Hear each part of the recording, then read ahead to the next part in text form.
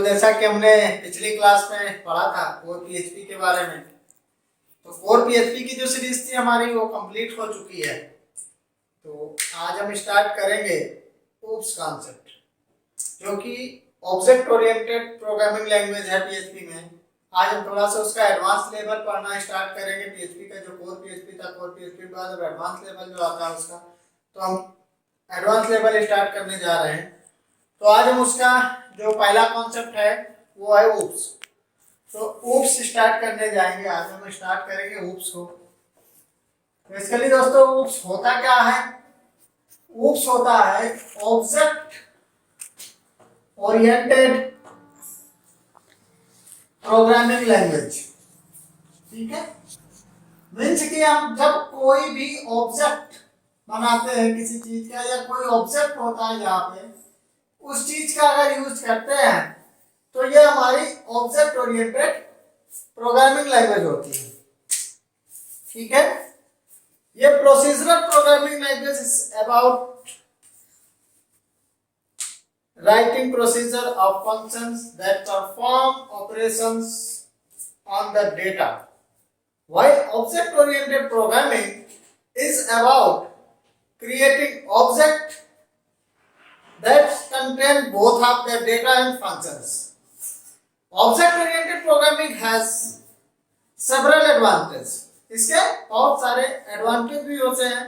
Procedural programming होती है इसमें, और इससे क्या होता है कि हमारी जो प्रोग्रामिंग लैंग्वेज है और प्रोग्रामिंग कोडिंग की स्पीड है वो स्पीड हमारी इंक्रीज हो जाती है और इजी हो जाती है, फास्ट हो जाती है। ठीक है, तो इसके कुछ फीचर्स हैं जिन फीचर्स पे ये वर्क करती है। तो आज हम जानते हैं उस फीचर्स के बारे में।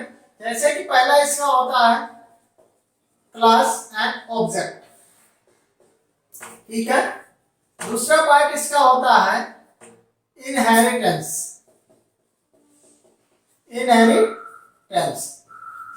तीसरे पे आता है इनकैप्सुलेशन।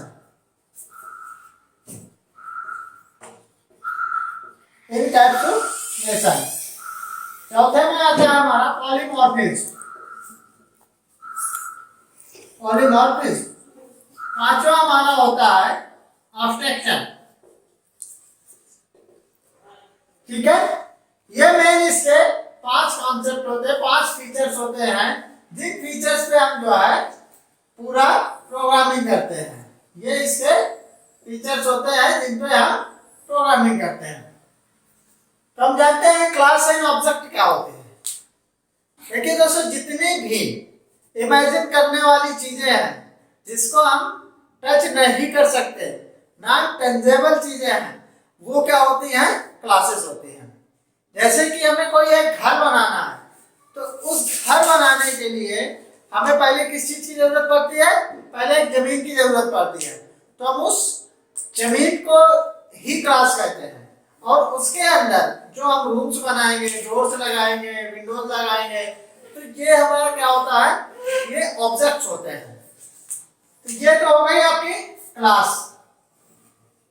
ठीक है, क्लास क्या होती है? ब्लूप्रिंट है।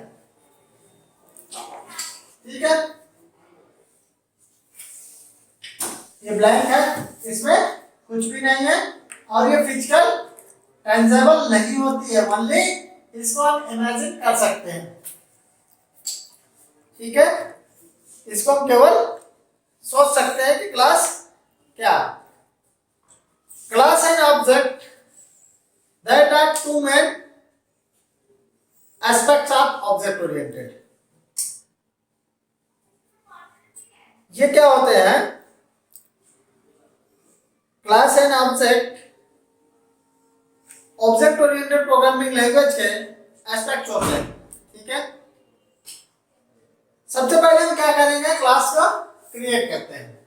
जब भी हमें कुछ स्टार्ट करना होता है या कोई भी प्रोग्रामिंग हमें स्टार्ट करनी होती है, तो उससे सबसे पहले हम क्या करते हैं? एक क्लास को क्रिएट करेंगे। तो क्लास कैसे हम स्टार्ट करते हैं? जैसे हम यहाँ पे लिखते हैं क्लास का हमेशा जो भी नेम होगा वो फर्स्ट नेम क्या होता है? कैपिटल में होता है। ठीक है, टेस्ट, हमने टेस्ट नाम की एक क्लास बनाई और कर्ली ब्रेस ओपन कर दिया, ठीक है, हमने एक कर्ली ब्रेस ओपन किया। यहां से क्लास हमारी स्टार्ट होती है और एंड पॉइंट पे ये बंद होगी। इसको हम बीच में नहीं बंद कर सकते हैं। जितना भी ऑब्जेक्ट क्रिएट करेंगे, फंक्शन हम बनाएंगे, कुछ भी स्टेटमेंट हमें इसके अंदर लिखना है तो हम इसके अंदर वो स्टेटमेंट लिखेंगे। जो भी हमें बनाना है, फंक्शन बनाना है, ऑब्जेक्ट क्रिएट करना है, ठीक है, जो भी करना है फंक्शनैलिटी हम इस क्लास स्ट्रक्चर के अंदर लिखेंगे। मीन्स कि हमने घर बनाना शुरू किया तो घर बनाते समय हमें ये जमीन मिल गई यहाँ पे, और इस जगह पे हम अपना रूम बना सकते हैं। कहाँ पे डोर लगाना है, कहाँ खिड़की लगानी, वो भी हम यहाँ पे डिसाइड कर सकते हैं, ठीक है। ये हमारा था क्लास। इसी तरह इसके अंदर होते हैं ऑब्जेक्ट्स। ऑब्जेक्ट्स क्या हुआ, जितनी भी टेंजेबल चीजें होती हैं, मीन्स कि ये हमारा एक मार्कर है तो ये भी एक ऑब्जेक्ट है, ठीक है, ये भी कुछ ना कुछ एक्शन परफॉर्म कर रहा है। तो जितनी भी एक्शन परफॉर्म करने वाली चीजें हैं, चाहे वो किसी भी काम में आए, टेबल है, चेयर है, डोर है, विंडो है, जितना भी टेंजेबल है और हम अपने हाथों से छू सकते हैं, आंखों से देख सकते हैं, वो सारी चीजें क्या होती हैं, ऑब्जेक्ट्स होती हैं, ठीक है। तो ये हो गया हमारा ऑब्जेक्ट। इसके बाद हमारा नंबर आता है दूसरा, कौन सा है, इनहेरिटेंस। इनहेरिटेंस में क्या होता है दोस्तों, इनहेरिटेंस में सपोज कि आपके पास, ठीक है, इनहेरिटेंस क्या करता है, इनहेरिटेंस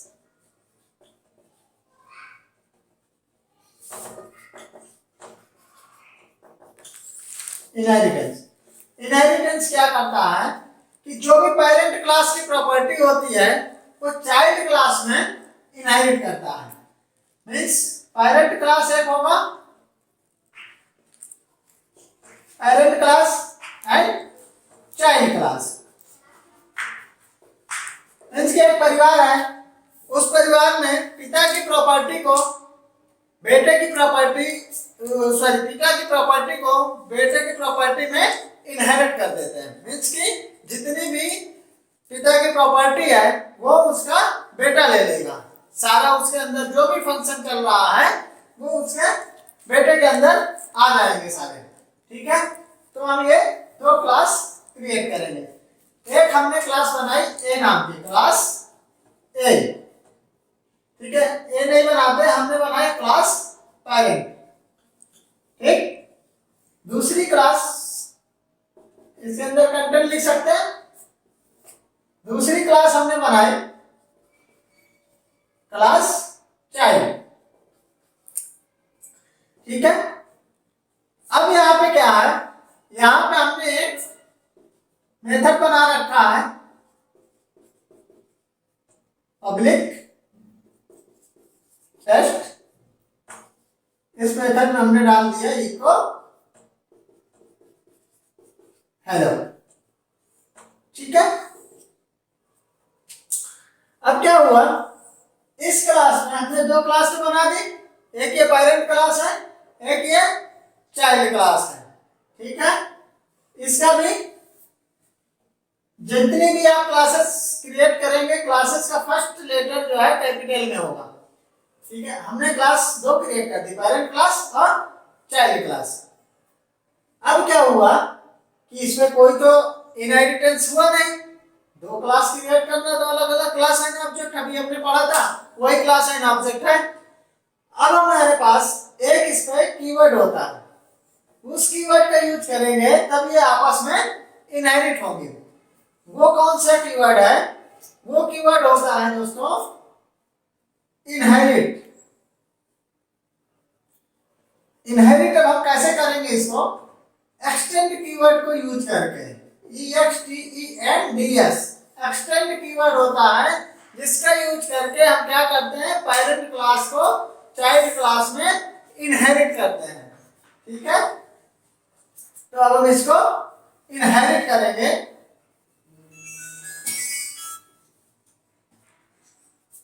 अब हम इसको इनहेरिट करेंगे। इनहेरिट करने के लिए हम क्या करेंगे दोस्तों, जैसे हमने लिखा क्लास चाइल्ड इन एक्सटेंड्स किसको एक्सटेंड करेगा? पेरेंट क्लास को। इसने पेरेंट क्लास को एक्सटेंड कर दिया, ठीक है। तो हमने इसको, हमें यहाँ जगह नहीं बच रही, इधर बता, क्लास चाइल्ड एक्सटेंड, इसको आप कैपिटल स्मॉल जैसे लिखना चाहे वैसे लिख सकते हैं। किसको एक्सेप्ट किया? दूसरी कौन सी क्लास थी हमारी? पेरेंट क्लास, ठीक है। पेरेंट क्लास में हमने एक मेथड बनाया था टेस्ट नाम का, ठीक है। तो जो भी मेथड है उसके अंदर, वो किसके अंदर अब आ गए? इस चाइल्ड क्लास के अंदर। इस चाइल्ड क्लास के अंदर सारे उसके जितने भी मेथड्स बने थे, अभी हमने एक बनाया था टेस्ट में, अभी प्रोग्रामिंग में देखेंगे इसको आगे, तो सब ज्यादा समझ में आएगा। तो हमने इसमें क्या किया कि इस चाइल्ड में जितने भी ये पेरेंट की प्रॉपर्टी थी, इस प्रॉपर्टी को किसको दे दिया? हमने चाइल्ड को दे दिया, ठीक है। अब ये जितना भी आ गया सारे फंक्शंस किसके पास आ गए? चाइल्ड के पास आ गए। ये तो हुआ हमारा ये तो हुआ इसका काम इनहेरिटेंस का, ठीक है। अब हम देखते हैं इनकैप्सुलेशन। इनकैप्सुलेशन क्या करता है? ठीक है, इनकैप्सुलेशन क्या करता है? ये इनकैप्सुलेशन वर्ड कहां से बन गया है? इनकैप्सुलेशन वर्ड एक कैप्सूल से बन गया है, ठीक है। जैसे कि कैप्सूल एक दवा होती है, उसके अंदर क्या होता है कि बहुत सारी दवाओं का मिश्रण करके एक बॉक्स में बंद किया जाता है, एक छोटे बॉक्स में बंद किया जाता है, उसको इनकैप्सुलेट कर दिया जाता है, तो वो एक सिंगल दवा बन जाती है। तो वही सेम चीज ये है इनकैप्सुलेशन। ये क्या करता है? जितना भी डेटा है उस डेटा को ये रैप कर देता है किस पे? एक सिंगल यूनिट में, ठीक है। तो ये many data wrapping in the single unit is called encapsulation. Means की बहुत सारे डेटा को इसने रैप कर दिया किस पे? एक यूनिट, सिंगल यूनिट में। तो ये क्या कर दिया? इनकैप्सुलेट कर दिया, उस डेटा को इनकैप्सुलेट कर दिया। अभी हम इसकी प्रोग्रामिंग भी देखेंगे, तो आगे इसका प्रोग्राम भी कराएंगे, पूरा प्रोग्राम कराएंगे। अभी तो बेसिक बता रहा हूँ, इसका बेसिक सिनेरियो बता रहा हूँ आज। कल हम इसके नेक्स्ट क्लास में क्या करेंगे? नेक्स्ट क्लास में हम इसको डिटेल में पढ़ेंगे। बेसिक सिनेरियो आज समझ लीजिए, उसके बाद हम डिटेल में इसको पढ़ेंगे। तो ये तो हो गया हमारा इनकैप्सुलेशन की बात, ठीक है। अब हमारा आता है पॉलीमॉर्फिज्म। तो दोस्तों पॉलीमॉर्फिज्म क्या होता है? नेम से ही लग रहा है कि पॉलीमॉर्फिज्म क्या है।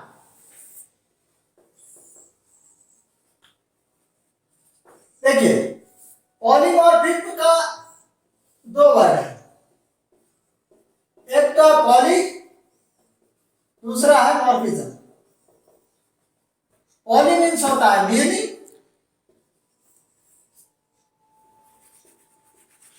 मॉर्फिज्म मीन्स होता है forms. Many form of the one thing is called polymorphism. हो गई इसकी डेफिनेशन? मीन्स की मेनी फॉर्म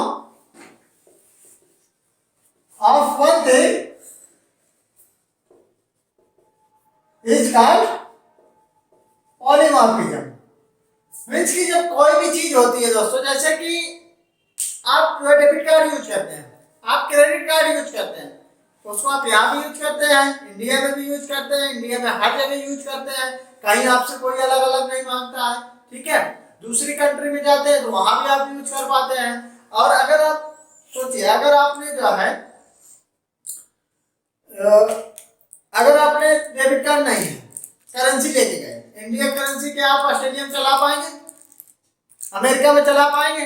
नहीं चला पाएंगे। आपको उस करेंसी को चेंज कराना पड़ेगा उनके करेंसी में, डॉलर में, यूरो में, जिसमें भी चेंज कराना है उसमें आपको अलग अलग चेंज कराना पड़ेगा। बट ये पॉलीमॉर्फिज्म का अगर यूज करते हैं तो पॉलीमॉर्फिज्म का यूज करके हम उस चीज से बच सकते हैं और हमें उसे अलग अलग ना करके एक ही चीज को हम मेनी जगह पे यूज कर सकते हैं। तो many form of the one thing is called polymorphism. ठीक है, हम इस पे फंक्शंस देखेंगे बाद में। ठीक है, आज इसकी बेसिक थ्योरी पढ़ेंगे, उसके बाद हम इसके फंक्शंस करेंगे कि इस पे कैसे वर्क होता है। ठीक है, फिर आता है हमारा अब्स्ट्रैक्शन। दोस्तों अब्स्ट्रैक्शन क्या होता है? अब्स्ट्रैक्शन में दो चीजें आती हैं, एक तो अब्स्ट्रैक्ट क्लास भी होती है और अब्स्ट्रैक्ट मेथड भी होता है। ठीक है, ये क्या करता है? अब्स्ट्रैक्ट क्या करता है? अब्स्ट्रैक्ट जो होता है वो हमें, जैसे सपोज करो आप एक कार लेने जाते हो, कार लेने जब जाएंगे तो एक ड्राइवर को उस शोरूम में क्या समझाया जाएगा? यही बताया जाएगा कि आप कार ले रहे हो, इस कार में ये यहाँ पे स्टीयरिंग है, ये व्हील लगे हुए हैं, ठीक है, और ये आपका गियर बॉक्स है, क्लच है, एक्सीलरेटर है, वो सारी चीजें उसको बता दी गई। ठीक है, अब उसको ये नहीं बताया जाएगा कि इसमें जो इंजन लगा हुआ है इसके अंदर, वो इंजन में हमने क्या क्या प्रोडक्ट यूज किया है और वो उसको जरूरत भी नहीं है। ठीक है, तो ये क्या करता है? ये आपका अब्स्ट्रैक्शन जो भी आपकी अननेसेसरी चीजें हैं, जो आपके जरूरत की नहीं है, उनको ये हाइड कर देता है, और जो आपकी जरूरत की चीजें हैं उन्हें ये शो करा देता है। जैसे आप बैंक में जाते हैं, बैंक में जाते हैं तो बैंक में आपको कभी जो है आपका पूरा डिटेल नहीं दी जाती है, आपसे केवल जो है अकाउंट नंबर पूछा जाता है। उस अकाउंट नंबर के बिहेव पे सारी डिटेल किसके पास होती है? बैंक मैनेजर के पास। आप जब अकाउंट नंबर देते हैं तो वो अकाउंट नंबर से आपकी डिटेल निकाल लेते हैं, ना कि आपको सारी डिटेल वो पूछते हैं कि भाई आपने कहाँ से आए, आपका एड्रेस क्या है, आपका मोबाइल नंबर क्या है, ये सब चीजें वो आपसे डिटेल नहीं लेंगे, केवल एक अकाउंट नंबर लेंगे। ठीक है, तो अननेसेसरी चीजें ये क्या करता है? हाइड करके रखता है। इसी तरह बैंक में भी आपके जो मैनेजर होंगे, बैंक मैनेजर, वो आपसे अननेसेसरी चीजें जो होती हैं उन्हें हाइड करके रखते हैं और आपको केवल क्या देते हैं? अकाउंट नंबर देते हैं, और वो उस अकाउंट नंबर के बिहाफ पे आप सारी चीजें कर सकते हैं। ठीक है, तो ये हुआ आपका ऊप्स कॉन्सेप्ट। ऊप्स कॉन्सेप्ट में मेन चीजें यही हैं।